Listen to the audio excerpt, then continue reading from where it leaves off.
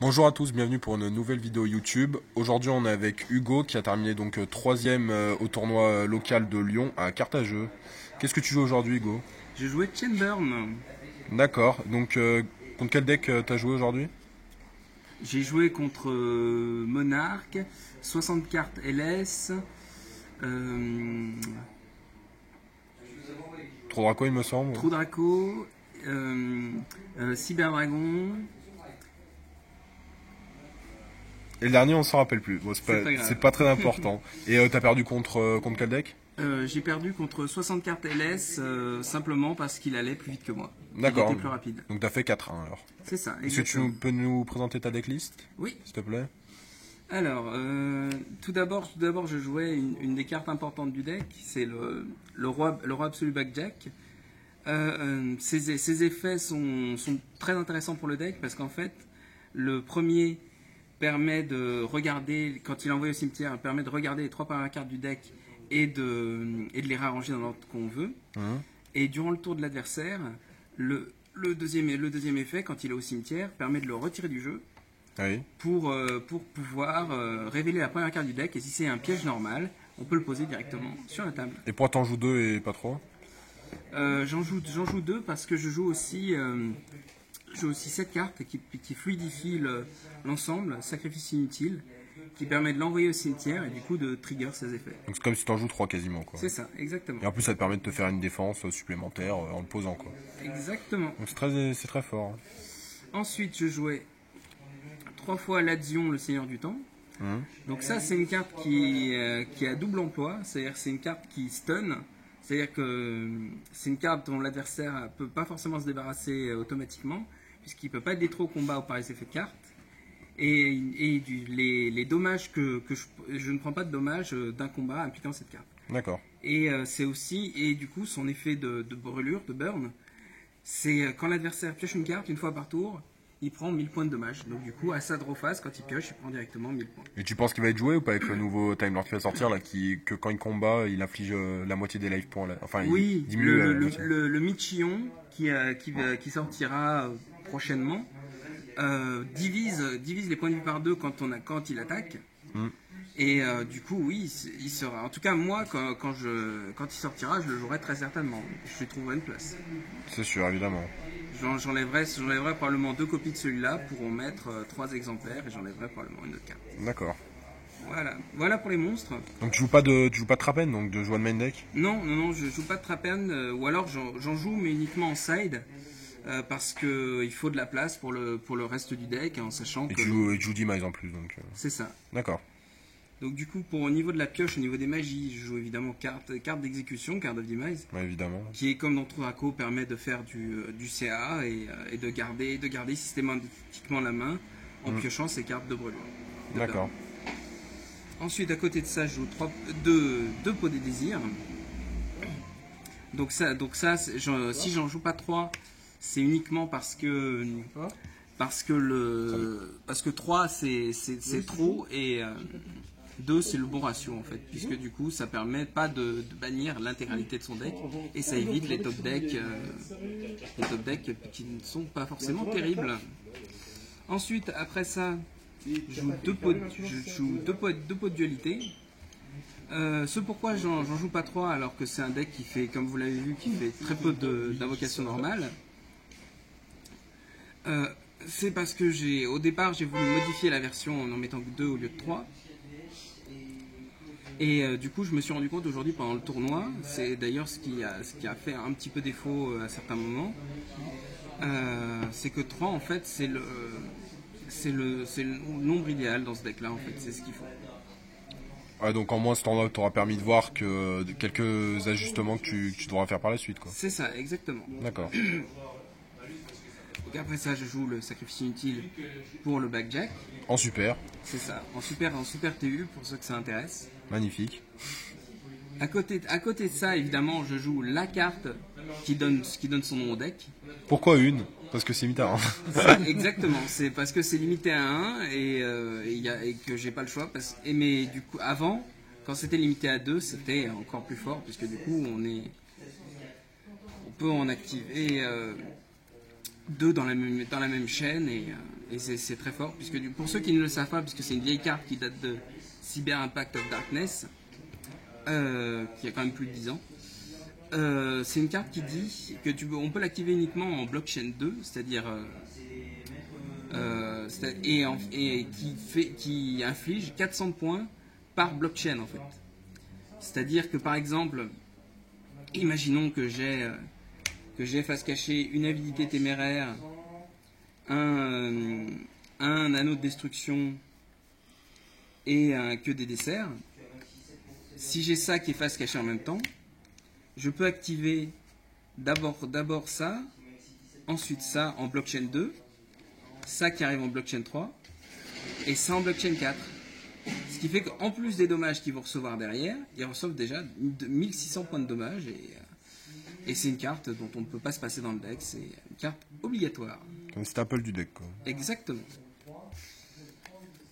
Ensuite, donc c'est fini pour les magies, je vais passer aux pièges. Je vais d'abord passer aux cartes pièges qui font piocher, à savoir 3 avidités téméraires, qui rajoutent du coup au fait de piocher, puisqu'on a constamment besoin de piocher, puisque les cartes pièges, une fois utilisées, ne reviennent pas, évidemment. Et du coup, ça permet de piocher 2 cartes directement, mais par contre, on saute les 2 prochaines draw phases.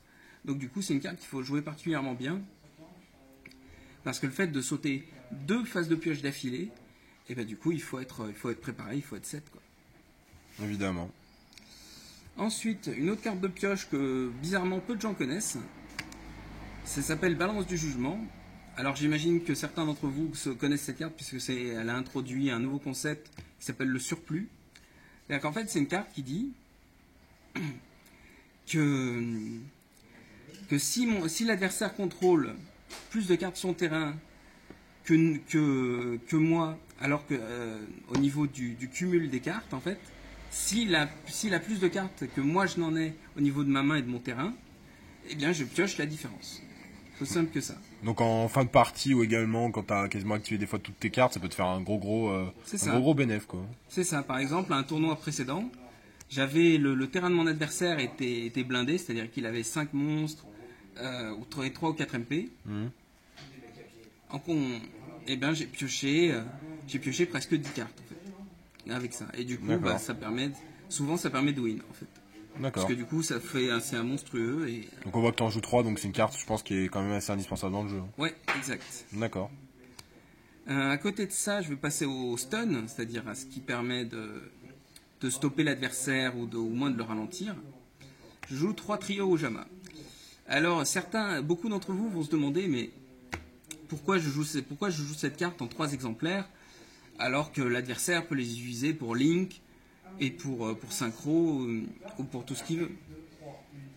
Celle-là, je la garde uniquement parce que parce qu'elle compte dans le calcul des cartes qui burn.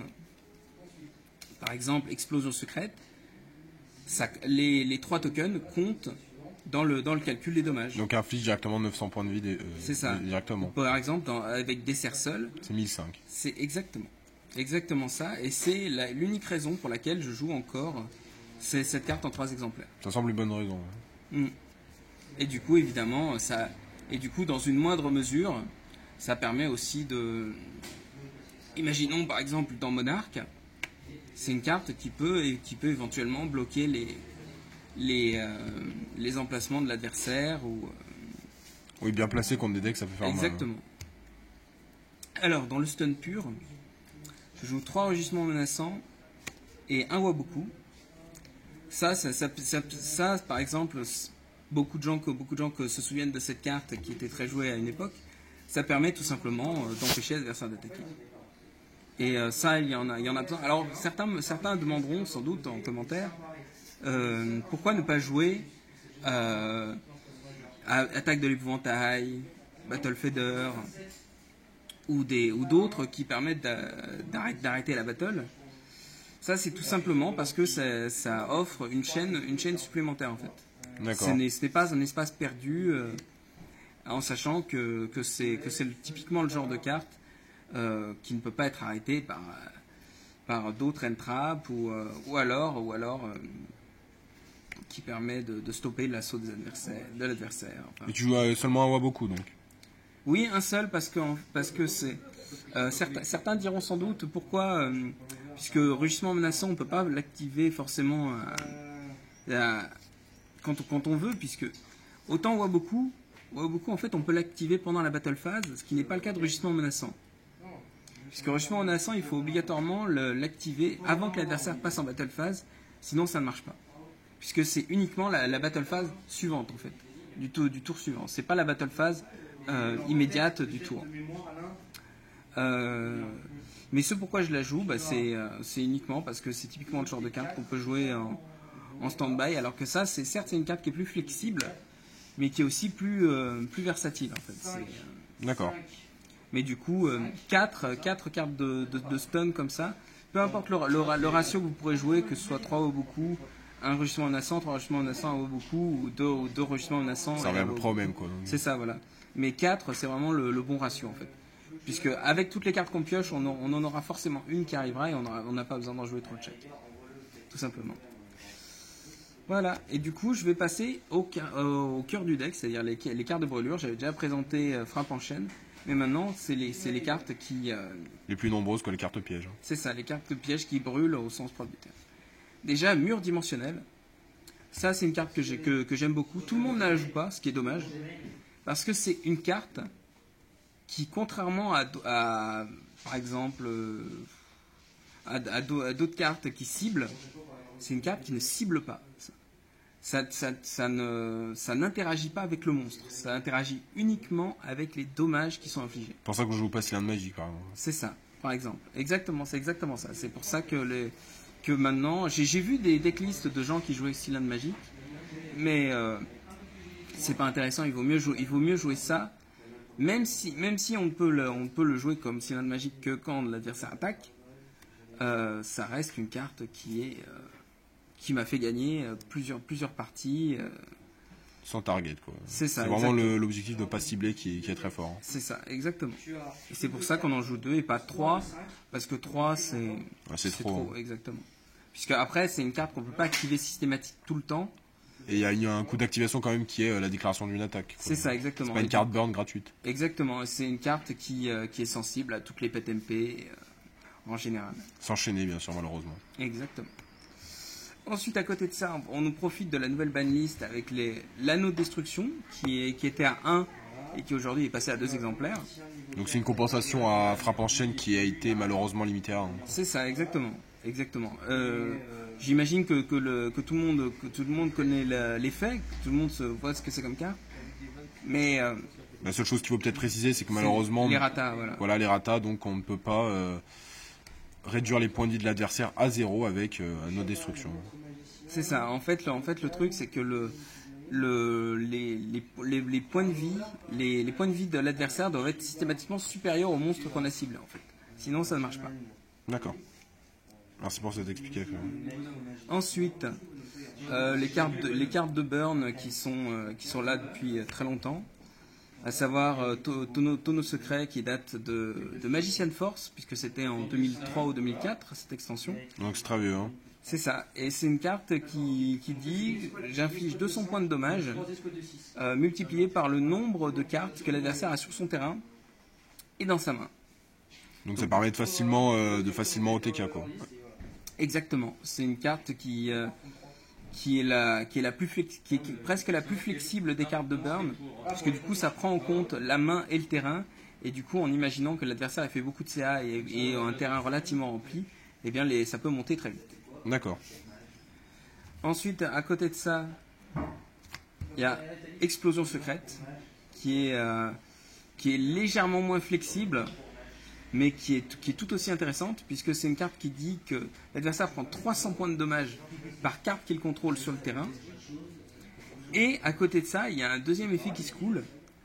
C'est puisque l'adversaire, face à ce deck-là, une bonne partie du temps, ça aidera des anti-MP.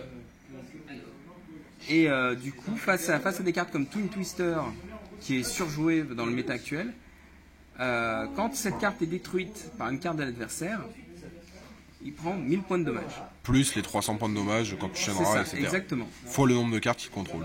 Exactement. C'est exactement ça, et c'est aussi pour ça que c'est une carte qui est obligatoire dans le deck, x3, comme Tonneau Secret, qui est lui aussi obligatoire x3, parce que on joue Burn ou on ne joue pas Burn, tout simplement. Alors, et enfin, les dernières cartes, puisque je joue à 40 cartes, c'est évidemment que des Cerceul, qui est la carte la plus ancienne du deck, puisque Okay. c'est une carte qui date du deck de structure de Kaiba en 2002, et qui est toujours aussi efficace dans le deck Burn. Et qui a été réédité en ultra, donc dans la Legendary Collection Caiba. Exact, aussi, oui. Et qui est la carte la plus efficace, pratiquement. Puisqu'aujourd'hui, grâce aux deux emplacements Link qui existent, et ben, le nombre de monstres qu'on peut jouer a été augmenté. Ça peut passer jusqu'à même 3000 points de vie, donc. C'est ça. Et même s'il a un circuit, 3005 même. Exactement. Et du coup, bah, c'est une carte qui fait très souvent des ravages et qui fait souvent gagner des parties. D'accord. Voilà pour le main deck.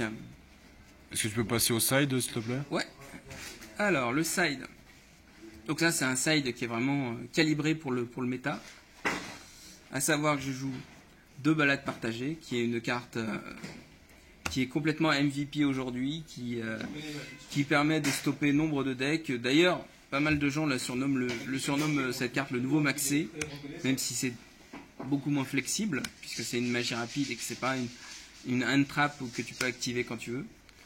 Mais ça reste une carte excellente et dont on peut difficilement se passer dans le méta actuel. Ensuite, à côté de ça, je joue aussi une carte qui parlera à personne, sauf aux joueurs de ce deck. C'est Dididi Léonidas, Roi Rebelle. C'est une carte que j'ai en side pour le match miroir Burn, puisque c'est une carte qui dit que quand des dommages devraient être infligés, on peut invoquer spécialement cette carte de la main et non seulement annuler les effets de Burn à venir, mais les dégâts qu'on aurait dû recevoir, eh ben, on le sont rajoutés à nos points de vie, et du coup, ça en fait une carte idéale contre Burn et contre Trickstar pur, puisque du coup, si Trickstar ne peut plus brûler, eh bien, il se retrouve. C'est quand même un gros ton à 2006 à gérer en plus. C'est ça. Et du coup, dans les extra decks de Trickstar pur, il y a souvent des X6-4 et 3, notamment Breaksword. Et du coup, il faut arriver à passer cette carte. Et du coup, ça ralentit considérablement le deck qui, à la base, est censé OTK, voire FTK dans les versions les plus rapides. Donc, du coup, c'est une carte qui est indispensable dans ce side deck précis. Ensuite, à côté de ça, je joue Redémarrage Rouge ou Red Reboot, pour ceux qui aiment bien l'anglais. Ça, c'est une carte qui est assez controversée aujourd'hui, mais qui reste très intéressante, puisque c'est une carte que True Draco n'aime pas trop, puisqu'il joue beaucoup d'MP, mais c'est aussi une carte qui est intéressante contre Heavenly Match par exemple, ou Infini Éphémère, aussi Infinite Impermanence, qui permet donc d'arrêter la carte et d'empêcher l'effet d'arriver, puisque derrière, non seulement c'est une carte qu'on peut activer de la main, ce contre-piège, qui est d'ailleurs, je crois, le premier qui s'active de la main. Et à part les seuls de L noir, c'est vrai que j'en vois pas d'autres. Exactement. Après, il faut quand même payer la moitié de ses points de vie, donc du coup, c'est une carte qu'il faut jouer de manière prudente. Il faut très bien jouer. Exactement. Et c'est très fort. Exactement, et qui est aujourd'hui une carte assez intéressante en side deck. Ensuite, à côté de ça, puisque je joue un extra deck, je joue Winter Cherries. Donc vous connaissez, j'imagine, tous les faits. En révélant une carte de notre extra deck, on peut, si l'adversaire a la même carte dans son extra deck, il est obligé de la ban. Est-ce qu'on peut voir ton extra deck? Parce que je pense que c'est que des targets à Cherry. C'est ça. Alors du coup, en extra deck, alors je n'ai pas tout reçu. Par exemple, il n'y a pas Electromite ou d'autres cartes, mais il y a les cartes principales, en tout cas pour le méta. Il y a par exemple Kagari et Shizuku, qui jouent dans Sky Striker et qui sont les cartes pivots du deck, puisque comme vous le savez, Kagari permet de récupérer du cimetière alors que Shizuku permet de tuto. Et du coup, sans ces cartes-là, le deck adverse est considérablement ralenti. Voire mort, hein, franchement. Ouais, oui. Puisque du coup, drone ne marche plus. Et du coup, ça fait le café. À côté de ça, je joue, ça c'est contre Gookie notamment, Isolde, qui permet au deck de tuer en général. Puisque dans la loupe Gookie, c'est une des premières cartes qu'on invoque. Et comme Gookie est très, très présent dans le méta, moins que Sky Striker, mais quand même, eh bien c'est une carte qui est indispensable. C'est ça. À côté de ça, toujours dans les links, je joue Spiral double Helix, puisque aujourd'hui Spiral est un deck qui est sur le retour et qui est toujours un peu un ennemi à abattre en quelque sorte. Et du coup, ça reste toujours intéressant de la jouer, quoi. D'accord. Et comme il y a de la place dans l'extra deck, on peut se permettre de la jouer. À côté de ça, je joue, il y a à l'intérieur Omega évidemment, notamment contre 60, qui joue systématiquement ce genre de carte. D'accord. Que ce soit Dino, que ce soit LS, et ce genre de carte qui souvent est joué x3 et qui arrive en 3 exemplaires souvent quand l'adversaire a une bonne main. Et bien ça fait mal au deck, quoi. C'est ça, exactement. Alors qu'on a besoin de on a besoin de nos cartes. Et ensuite à côté de ça, je joue Princess Sylvan, qui est uniquement parce que je joue des backjack. Et du coup, puisque c'est une Xyz 1, une Xyz 1 qui est justement aussi en rapport avec les pièges, parce que du coup c'est aussi une question de révéler le top deck, et si c'est un piège, on a aussi l'opportunité de l'utiliser. Du coup là c'est tout pour l'extra deck. Alors en soi je joue aussi d'autres cartes évidemment, toutes les cartes du format, quoi. Toutes les cartes du format qui peuvent être utilisées avec Winter Cherry, Borlo, Tsaryuja, etc. Exactement. Firewall. Exactement, puisque là, si vous avez bien compté, là il y a que 6 cartes dans l'extra et normalement je suis censé en jouer 15. Mais elles sont pas encore arrivées. Mais tu gagnais 100 donc. Exactement. Ça m'a permis même de gagner 100. Mais... Voilà, donc du coup pour le reste du side, il y a aussi parfois anti-magie qui est contre pendule tout simplement. D'accord. Pas trop d'explications là-dessus de toute façon. Hein, exactement. C'est fort contre tout le format. Brandish également. Exactement. Ou Trou Draco qui joue aussi beaucoup de magie. Également, oui. Et ensuite, à côté de ça, je joue des anti-MP. Je joue 2 Twin Twister. Et 2 Cosmiques. Et 2 Cosmiques. Uniquement contre les decks qui, idem, jouent beaucoup d'MP. Déclin Royal également, etc. Exactement, oui. Ça m'a beaucoup aidé contre Monarch puisque ça m'a permis d'éclater ses MP. Et du coup, et même si aujourd'hui on est dans un format qui est un peu moins MP que le précédent, ça reste toujours utile. D'accord. Voilà, donc du coup j'ai fini ce tournoi. C'est un local où il y a eu quand même pas mal de monde aujourd'hui. Il y a eu 22 joueurs et j'ai pu finir troisième avec Shanburn. C'est ça. Et du coup c'est un deck qui est intéressant puisque même si moi je joue quelques cartes un peu foil, c'est un deck qui est budget puisque sauf l'extra deck qui coûte un petit peu d'argent puisque si on joue Saryuja, Borelload et tout ça coûte un petit peu d'argent. Mais techniquement, c'est un deck qui est quand même assez accessible au niveau de la main deck déjà. Exactement. Et même en ne jouant que les cartes que je joue là, puisque là-dedans il y a les decks principaux quasiment. Même avec ça, on se retrouve avec seulement 20-30 euros pour le side maxi et le main deck et le side deck. En tout, pour une petite centaine d'euros, vous avez le deck, quoi. D'accord. En comptant évidemment l'extra et le side. Tu refais défiler une dernière fois la decklist. C'est ça. Pour ceux qui ne l'auraient pas encore imprimé.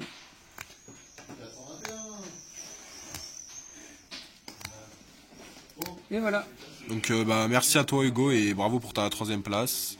Merci. Donc à bientôt pour une nouvelle vidéo. Abonnez-vous, activez la cloche de notification et partagez-la à vos amis. Salut.